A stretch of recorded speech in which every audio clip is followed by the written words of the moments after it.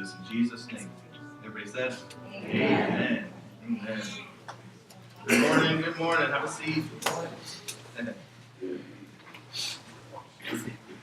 Good day. Good day of worship. Thanks for making time for church on this Labor Day weekend. So, appreciate having you all in here. We're going to have some fun this morning. Continue worshiping God. I wanted to mention, Norman had told me, came up with, during worship and kind of shared with me, recently, if you have been part of the church for a little while, we did a fundraiser. We all went over to Outback Steakhouse, had a big dinner, and Norman got a really big reward from the workplace, and he was raising money for Wellness Connection. And how much did we raise? The whole fundraiser, which was to assist in educating the community on mental health awareness, raised $3,000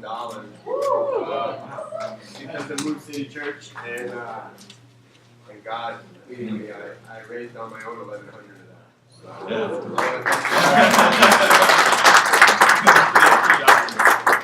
It's a simple fundraiser, raising awareness of mental health in our areas, and actually putting local funds into the local organizations that are helping with that. Well, if the middle schoolers haven't left, it looks like they did. They get dismissed. Okay, good. Making sure. I forgot. Sometimes we forget to mention that. I noticed it. I'll make sure I said that. Also, before we get into the lesson this morning, I want you to know that there's an app that you can download on your phone. It's called the Bible app. It's very creative name. I think it used to be called YouVersion. And all the notes for the messages that we do here are available online. They'll be available this whole week, so you can kind of go back if you missed something. Most of the time, I stick to those notes. And sometimes there's extra things in there that I don't say here. Sometimes I just go where I want to go. You're just stuck with me. So, well, this is Small Groups Weekend. Third Small Groups Weekend, where we're celebrating and kind of encouraging everybody to get into small groups. And my name is Jesse. I'm the pastor here. I'm glad to have you with us. I hope that this morning is an encouragement and a challenge for you. And one of the big things that we want to challenge the whole church together is to join, be part of a small group. Okay, so we take some time, a few weeks, to talk about small groups. We give you a chance to get into those small groups. And we talk about how important it is to connect and be part of a small group. Now, what's cool is I think this has been a record year for signups.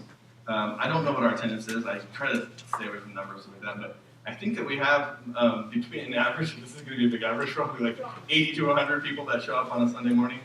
And we have somewhere around 40 to 50 people who are signed up for small groups right now. Yeah. That means that a lot of you in the room are signed up for small groups, so I'm preaching to the people who are already here. But there might be a few of you who are stragglers, and so I'm going to work really hard to convince you. Maybe there's something in your past where you don't want to sign up for small groups, or you've never been part of one. This is a great way to just test out the church, be part of something.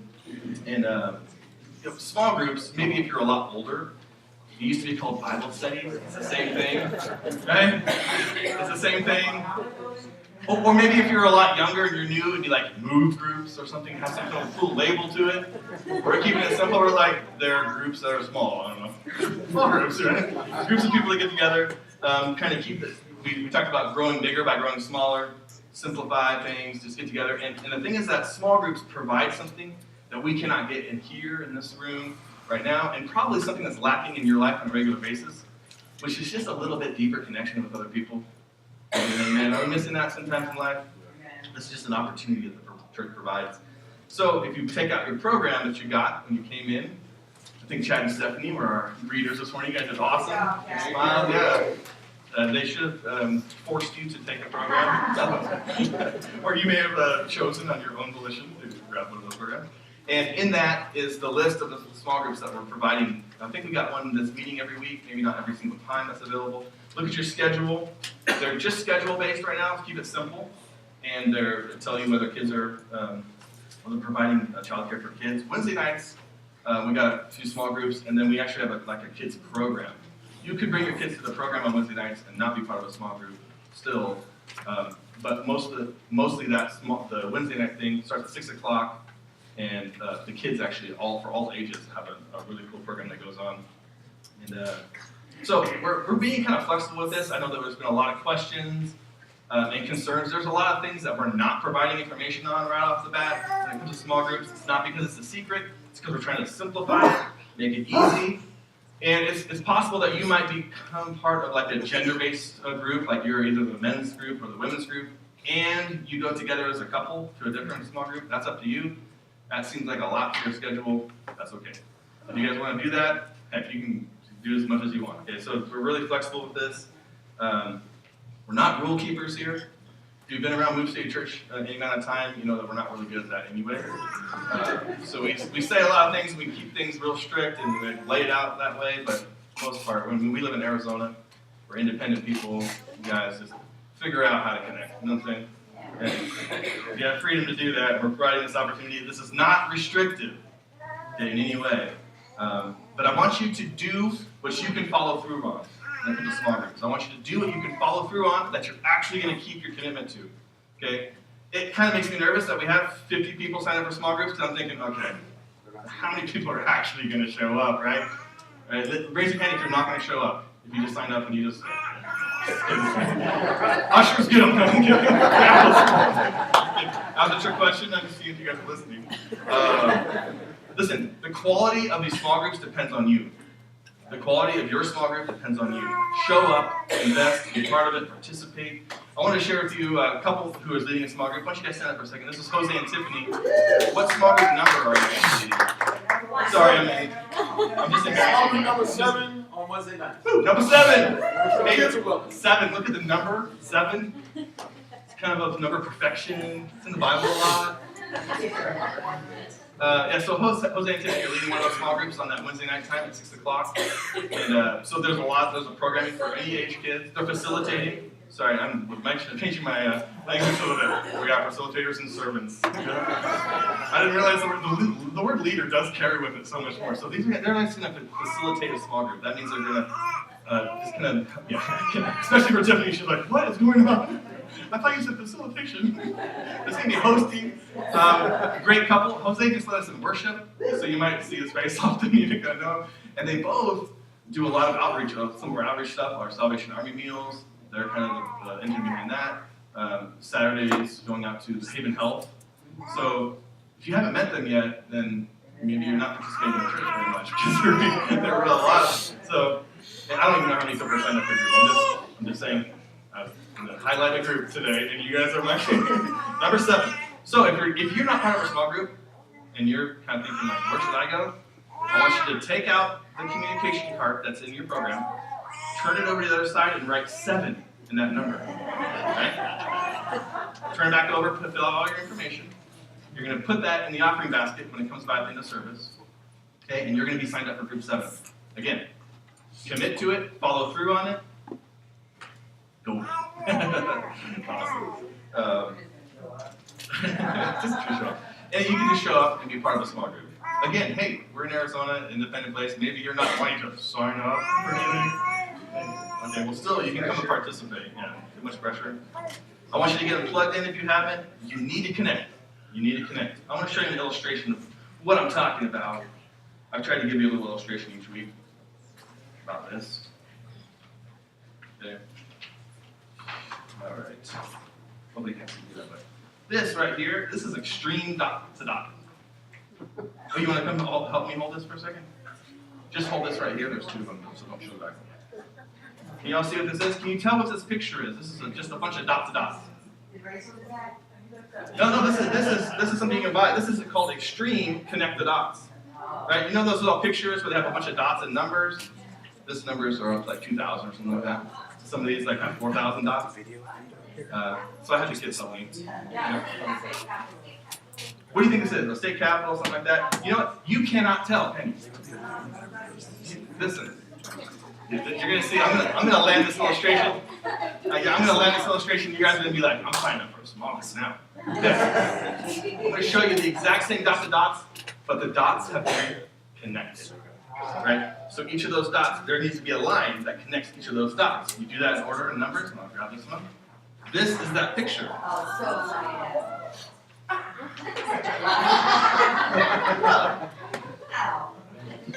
Yeah, here, actually hold that other one up. We'll just do it together. Look at this. This is the exact same picture. This is just the dots, unconnected. This is with the lines connected between the dots. Okay? You following me? These are just small connections that become part of a bigger picture. Is that small groups right there? Hey, church, you. This is you without small groups. This is you with small groups. Right?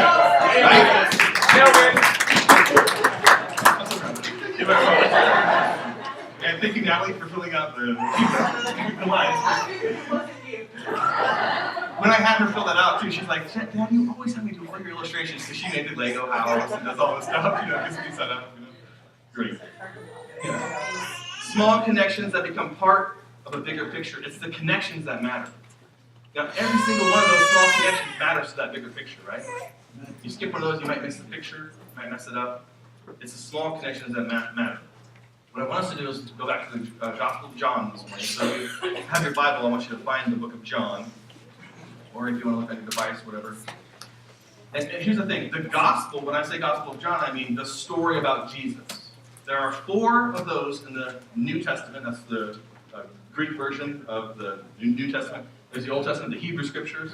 And then we have the New Testament, which is about Jesus. When Jesus came to the earth. And it's 4 different sort of portraits of Jesus. Stories about his life. Okay? You got Matthew. Matthew presents to us a very Jewish type picture of Jesus, that he is a fulfillment of all the Old Testament, that he is the Messiah who was promised to come. That's what Matthew's portrait of Jesus is. He continually is quoting Old Testament scripture. He's showing you this is the Messiah. Mark, which is the second one, you have Matthew, Mark. Mark takes a portrait of Jesus and shows us that all the things that Jesus did and said, he just gets through it. He's like, here's what Jesus did, here's what Jesus said. He's exactly what you would want from the Messiah. Just look at what he did. Look what he said. This is who you would want to lead your life. He's exactly who we want him to be. Right? Everything that you'd hope for. Here he is. His actions, his words. Luke takes a very historical picture of Jesus. His portrait is much a longer book. It's the longest of them. And Luke even tells you, hey, I've done all this research. This is a very historical picture of Jesus. So he's walking through, here's what happened. That Jesus actually showed up in history. He continually is talking about at this time, when this person was in charge in the government, and at this time, when this person was in charge, and he talks about all the political officials, everything that's happening in the world, all the world events, and he's saying Jesus was a historical figure.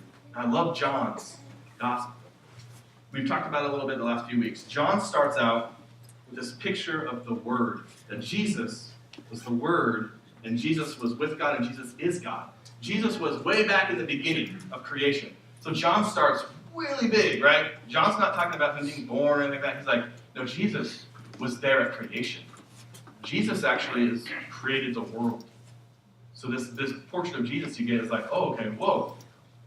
The Jesus we're about to talk about is that big. He's the all-powerful creator God who took on flesh. That's what we talked about that. He took on flesh. He had an eye color, a hair color, skin color. Like he took on human form. So you got the all-powerful God who takes on human form, comes to the earth. Right? In Jesus. So you got this big, huge picture of John.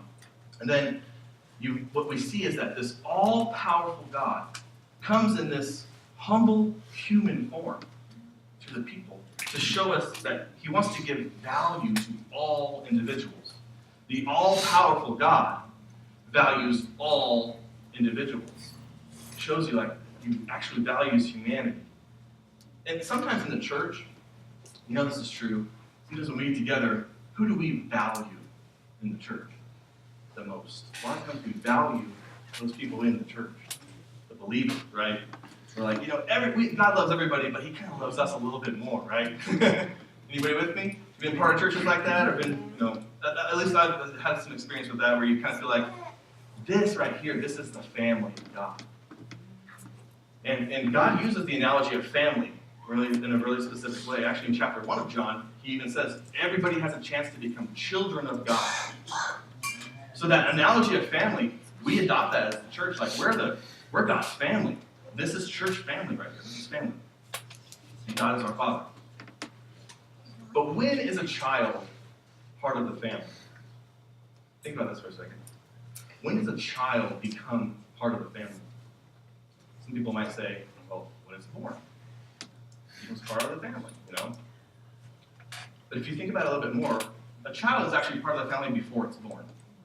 Many of you, if you've had children, you know you prep the room ahead of time.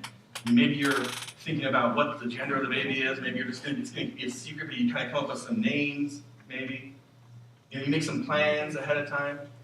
Even before the child is born, it belongs to your family. Sometimes even before it's conceived, you're like planning on it, right? And you're like hoping for this child to come. And imagine a family who said, you know, you get to be part of, a child is born, and you get to be part of the family. Once you live up to this expectation and this, once you do this, then you can become part of the family. You know what you call that family? That's the church. That's what we do, right? Like, if you want to become part of the family, take this class, sign up for this, do this thing, act like this, then you can join the family. That's not how it works. We're the most dysfunctional family sometimes, right? That would be abusive. For you to have a baby and then expect them to do certain things in order to earn their way to the family?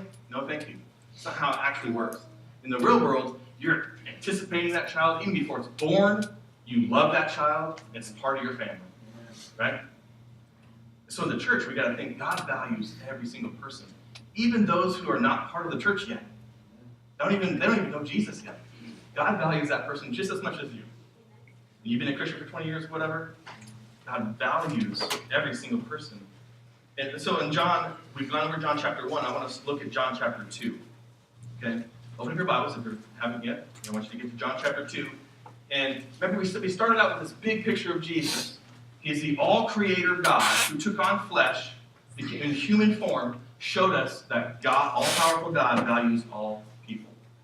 Do that. And then it's weird how John's portrait of Jesus, again, it's about the story of Jesus. He takes this big, huge, all-powerful God, puts him on earth in flesh, and then immediately in John chapter 2, you see him kind of shift gears, and you see this introverted Jesus. He's he's not, you would think God comes to earth, start this big public, big bang, you know, post it on social media, let everybody know, and Jesus just kind of settles in. In fact, in John chapter 2, you see that he's just invited to a wedding.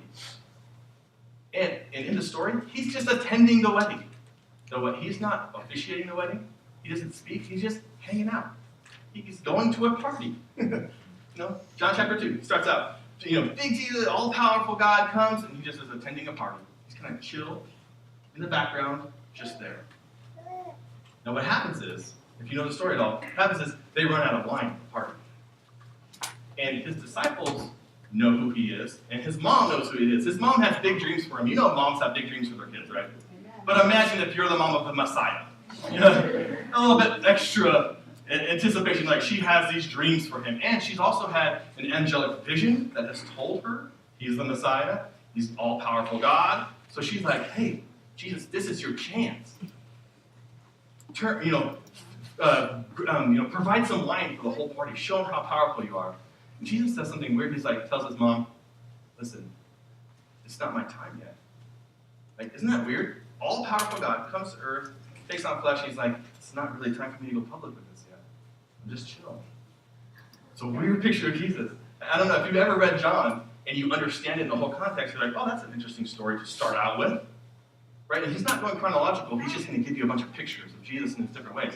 So he's there. He tells her, I can't do it. She goes to the leader of the organizer of the wedding, right? The wedding host lady, whatever. He goes to her and says, just do whatever he says. That's the last words of Mary, by the way, in the Bible. Just do what he says. I agree with that. Just do what he says. So they come to Jesus, and Jesus, he doesn't do this publicly even. He does it kind of secretly. He goes like, let's go to the back room. You and me. He's like, hey, just go fill up a bunch of these pitchers with water, and then bring them back, and then pour those into the cups. The lady's like, okay. Not sound like a good plan.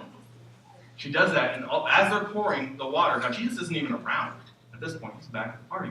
They're pouring the water into the cups, and it becomes wine. Somehow, in the process, it's turned into wine. And as they're drinking it, they're like, usually you start out the wedding with some of the good wine, and then you kind of water it down, or you bring out the cheap wine at the end, after everybody's had a lot to drink, right? But you did it backwards. You brought out the best wine at the end. That's weird. Right? Now, the thing is that they don't even know who did it. They don't realize who turned the water, or where did the wine come from. They don't even know. But the disciples know. And if you look in John chapter 2, it says in verse 10, you see the host. It says, the host always serves the best wine first, but you have kept the best until now. That wine is the picture of Jesus that John's giving you. That now in history, now the best wine has come. All right? Jesus has just stepped into history. The best is now here. It's the best, right? And it says this is the first, this miraculous sign is the very first time he ever did anything like that. And his disciples believed him. So his closest followers, this was one of those times where they're like, we knew it. We knew he was the Messiah and everything, but he is that powerful. So they knew what he had done. The next scene you get, Jesus is cleansing the temple. So this introverted Jesus is kind of hiding behind the scenes. He shows up at the temple, and they're doing all kinds of illegal stuff, really. It's kind of like they're manipulating and taking advantage of people. Because people are bringing sacrifices, or they're coming there without a sacrifice and they're buying one, and these people are overcharging them for the sacrifices that they have to bring. There's money changers who are exchanging money, and they're making a bunch of money off this. They're charging them all these different rates and making all this money. And Jesus sees all this corruption. He can't stand it. He comes in, it says that he sits down and he makes a whip. I don't know what your picture of Jesus is. John blows that out of the water right off the bat. Chapter 2, you got all-powerful God comes down in flesh, and he loves all. He's the light, comes to the darkness, and he's making a whip. He's getting after it. And he takes the whip and he's turning over tables. He's just making a big scene, freaking everybody out, right? That's what you see this. She's like, what the heck is going on? He's like throwing a tantrum in the middle of the temple. And he says, you guys have made my Father's house into a den of robbers. And the disciples, as they see him doing this, they're like, oh, you know what? There's this Old Testament scripture that said that passion for my Father's house will consume me. It will drive me to do something. And so when he said, my Father's house, it triggered their memory. They're like, no, his Father's house. This is his. This belongs to him. And he gets to say what's going to happen here. Again, you kind of he doesn't really go public.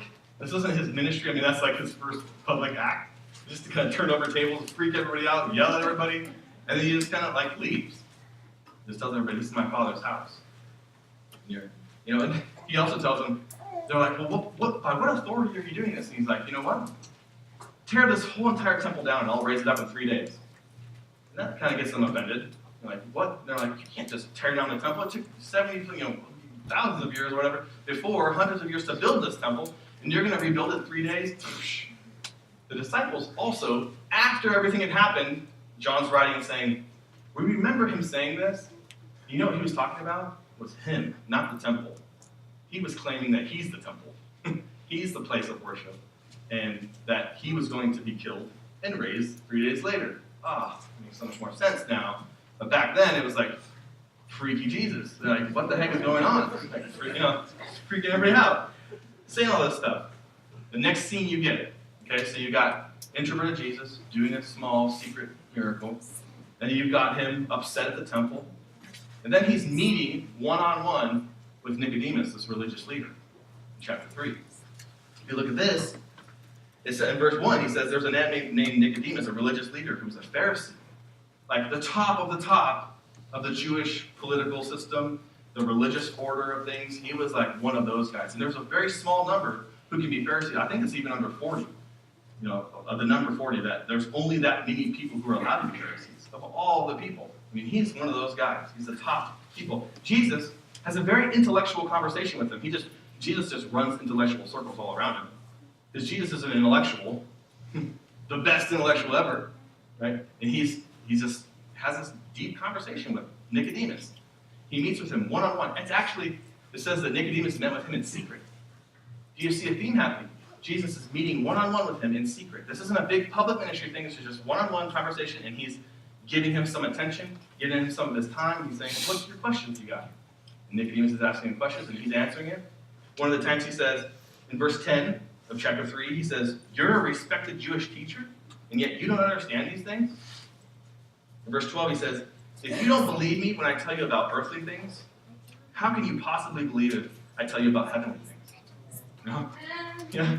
Like, whoa, you are the top of the religious rung, and yet you don't know what's going on. Interesting. You know? Yeah. It's kind of like just having this one-on-one conversation, making Nicodemus and really Nicodemus is like a skeptic. He's confused. He's, looks kind of a seeker searching. He meets with them. The next scene you get, chapter 4, women at the well. Right? So he's out waiting. The disciples have gone to go get food. He's by himself, and a woman comes up. It's just him and a Samaritan woman. Just one-on-one conversation with a Samaritan. They hated the Samaritans. They were half-breeds. These were like ethnically pushed out people, marginalized, whatever. They hated them. She was actually coming in secret, kind of trying to hide the fact that she's coming out in public to draw water. Here's Jesus sitting there. She's like, and he says to her, hey, can you give me some water? Maybe you're familiar with the story. And he's like, can you give me some water? And she's like, why are you, a Jew and a man, talking to me, a Samaritan and a woman? Right? She's kind of like, what is going on here? He's breaking all kinds of social norms and taboos. He's breaking through all that for one person, one-on-one interaction with her. And he knows everything about her. In the story, you find out he knows all the details of her life, and all the secret sins that she's got going on. He knows all that. He tells her, I know this about you, all that stuff. And this is the best thing is that through that conversation at the end, in verse 25 of chapter 4, she says, you know what? She's kind of getting frustrated with them. She says, you know what? I know the Messiah is coming, the one who's called Christ. When he comes, he'll explain everything. And then she says, this is one of my favorite stories in the Bible, because she's like, when he comes, he'll set us straight. And Jesus is like, I'm the Messiah. Just blows her away, boom. The disciples come back and they're like, this is awkward, first of all, Jewish man talking to a Samaritan woman, that doesn't happen very often. Do you see something happening here? That John takes this picture of Almighty God coming to the earth in flesh. And then all of a sudden he has these one-on-one interactions with individual people. He's talking to religious leaders. Now he's talking to a Samaritan woman. And he's giving them the time of day. He's giving them attention. He's talking to them. He's answering questions with them. Very next scene, Jesus heals an official's son. So here's a son of a Roman official, maybe one of the politicians or whatever, right? He comes to Jesus and says, my son is sick. Can you heal him? And if you look at the scriptures, verse 50, chapter 4, Jesus says, go back home, your son will live. He goes back home, and his son is fine. His son is healed, and he asks the people at home, when did this happen? They're like, it was at this time. And he realized it's the exact same time Jesus said, your son will live. See, Jesus is meeting one-on-one, doing these small little interactions, these small connections, as he's building something that's part of a bigger picture. So you see, to Jesus, every single small interaction mattered. She's making these small little one-on-one connections with people. You see where I'm going with this? I'm not making this up. Look at John's gospel is just laying this out for us. Big Almighty God comes to earth and he's just one-on-one with people. Everybody. He's talked to religious leaders, a woman, a Samaritan woman. Now he is meeting with a Roman official. The very next scene you get, the lame man is healed.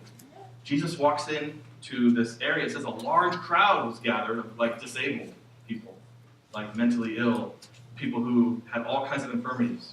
Right? And they're meeting around this area where there's a large pool of water. Now, in verse 4 is not in my Bible, and there's a reason for that, because it's kind of like this footnote that's added, not in the text, but it's a footnote that's added. Because the people who are transcribing the Bible, right, they were taking it down and they're making copies of it, they realized people aren't going to understand this story unless we kind of have this little one-liner explanation. And so they originally had put that right in the text, but they knew that years later we wouldn't understand that that's not actually in the text, so they put it as a footnote now, where it belongs. Basically what happened is, you've got all these disabled people, they're sitting around. Jesus climbs over the crowd. Just imagine he's stepping over all the people there. You know with one word he can just heal everybody there. But he steps over every single person and comes to this one guy.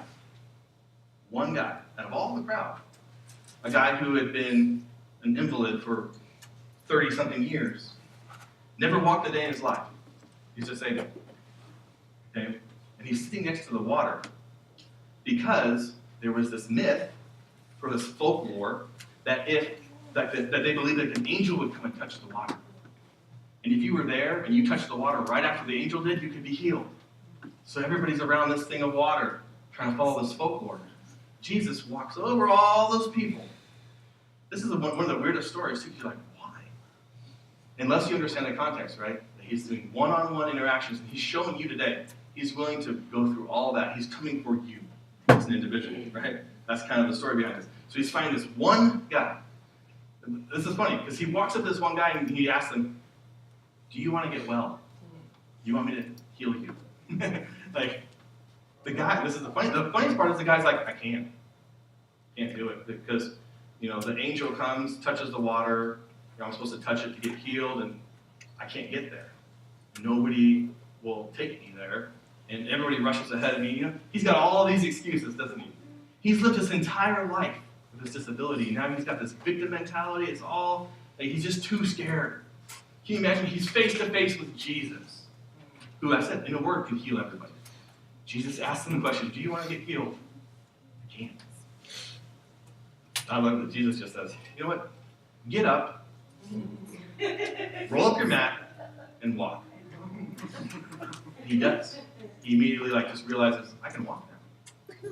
He gets up, rolls up his mat, and he walks away. It's kind of funny because he ends up not remembering who did it. Because the Pharisees come and meet him and they're like, hey, why are you walking? They know, because he's over 30 years, he's been sitting there. What happened? Somebody healed you? He's like, who did it? I don't know. Oh, the guy just told me to get up and walk, and I did. Great. So he goes back and finds Jesus, and he's like, what's your name again? And then he goes and tells the officials. This is what's funny. It says that in verse 9, instantly the man was healed. He rolled up his sleeping mat, began to walk, but this miracle happened on the Sabbath. And we'll talk about that next week, because this is kind of the turning point now in the scripture. Right now it's like, if you don't understand that, you don't know where he's going to go, where John goes next. Right? So John has painted this picture of the almighty creator God, comes to earth, puts on flesh, humble human being, walks around kind of introverted, just making one-on-one connections with people, doing profound miracles, huge stuff. But it's not real public. It's just for the person. One-on-one, these small little connections. And I want you to notice, in these interactions, Jesus is fully present with one person. Jesus isn't looking at his itinerary like, oh, we got to get going. I got stuff to do in Galilee and Cana. By the way, I got to get crucified at some point during this story. I got a lot of stuff to do. Right? He's actually sitting with people. Think about this. The God of the universe, the creator God, comes down and he's sitting with one person. And he's just like, yeah, let's talk about that. He's spending time with somebody. That's so weird. It's actually like just a strange picture that John gives us. That's such a loving, full, and present Jesus who's giving people his full attention. When you're taking attendance, and maybe you're in class, and are you here, Jesse? Present. Have you ever said that before? Present? Are you really? Are you really present? I think Jesus really set it as an example in this. How do we do this? I'll tell you what, it's getting harder and harder in the world today to be fully present, to give your full attention to the person who's in front of you. Am I right? I'm talking about when you have a one-on-one interaction or just a small place. Is it getting harder and harder? And I was talking to Sarah this morning. We do prayer beforehand, and we're just talking about how maybe that's not for her and I. We're kind of older, the older generation. Maybe it's not so hard for us. We can sit down and have a conversation with somebody and give them our full attention the whole time we're talking. And I said, yeah, but this younger generation, they have to check their phone every 30 seconds, right? So they're like maybe this, they're just have to check it. So they're in the middle of a conversation, they're doing something else, thinking about something else. They're literally not making eye contact, whatever. Think about Jesus, like making the God of creation, making eye contact with somebody, just like talking to them. That's so crazy. How many of us can do that? And I thought, you know what? The adults in this room are sometimes worse than the teenagers. And I know you, and I know it. I know that's true. I don't have to, raise your hand if you just want to admit that and confess it and let that out. Like, hey, I'm not fully present all the time. It's getting harder and harder in this world to do that. Just imagine sitting, having a conversation with somebody completely undistracted. You want to talk about a miracle. This day and age, that is impossible. Just sitting, talking to somebody. And so you have all these pictures of Jesus sitting one-on-one, giving his full attention to somebody, actually having a conversation, picking you one-on-one, choosing you in the midst of all the crowd, getting through all that and breaking through to you. And he did it, of course, he does the healing on the Sabbath. Next week we'll talk about that because we want to talk about the hardest and possibly most dangerous part of being a church community. But he mixed with his group, his mixed group of disciples. He shows them who he is. In intellectual circles around a prominent religious leader, a Samaritan woman, who he knew all the intimate details of her whole life. He's meeting one-on-one with her, does an instant healing for a Roman official, and this man with a lifelong disability who believes in fairy tales. He meets with him one-on-one. Probably has some mental illness, honestly. He's probably really struggling. And yet Jesus sees him. I just want to think, wow. Does anybody else ever just get wowed by the Bible? Like when you're reading it, like, wow. Notice all these individual interactions. It's just small connections that become part of a bigger picture. And the small connections, that's why we do small groups. It's because small connections can happen in that kind of an environment where you might just meet one person who you really connect with. In this room, it's kind of hard to get to know everybody in that kind of way, or connect in that way. You get yourself in a small group, in a room, and sitting around in a circle of 7 people, there might be somebody that you feel connected with in that group. And you need to feel connected to somebody. Look at Jesus did one-on-one type interactions, and he valued every single one of those interactions because it's those small connections that make a bigger picture. Jesus also says in chapter 14, verse 2 of John, he says, in my Father's house, there are many rooms. There's room enough for you. I don't know if you've ever thought about this. Do you realize that in Jesus, in the Father's house, you have a room. There's a room for you. Like, it's being prepared for you. Right now, he even says, I'm going to prepare this room for you as an individual. Preparing a room for you. And sometimes we don't feel like there's enough room for us. I don't know where you're at in your spiritual life. Sometimes maybe you don't really feel like I'm really loved one-on-one by God. There's a song that we even sang this morning. You make all things work together for my good. Which is a kind of there's a scripture that says God works all things together for the good of those who love him. They're called according to his purpose. We're taking that verse and we're making it personal, right? Sometimes that's hard to do. Like, whether I'm going to say that, like, have you seen my life? It's like, it doesn't always work out that way. But that's what God wants you to know, that he's walking one-on-one. He wants to have an individual relationship with you, God of the universe, all-powerful God. Come down to earth, put on flesh, and he just wants to know every single individual personally. So, takeaways.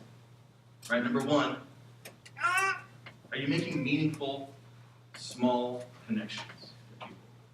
Are you making those deeper connections, not the real connections versus these fake, shallow sort of relationships? Are you working to make these deeper connections? Okay? Number 2, give your attention to the person who's in front of you. Figure out how to do that. Sometimes that means maybe you leave your phone in the car or you put it somewhere else. Are you actually giving attention to the person sitting in front of you? You sit with somebody, are you fully present? Do you see how this is an issue that is a challenge for us?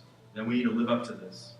Number 3, God knows you as an individual. Take that in. God knows you personally as an individual. And number 4, I have to live with passion, focused, and active in my faith. with action. Jesus sets an example for us. It's going to be, am I active in my faith? He shows us that he's not just passive. He's active with his faith. Passion. God. Do you really connect with people? Are you willing to give full attention to the people you're with? Do you know that God knows you personally? Do you understand that? And are you active with your faith? Let me pray for you.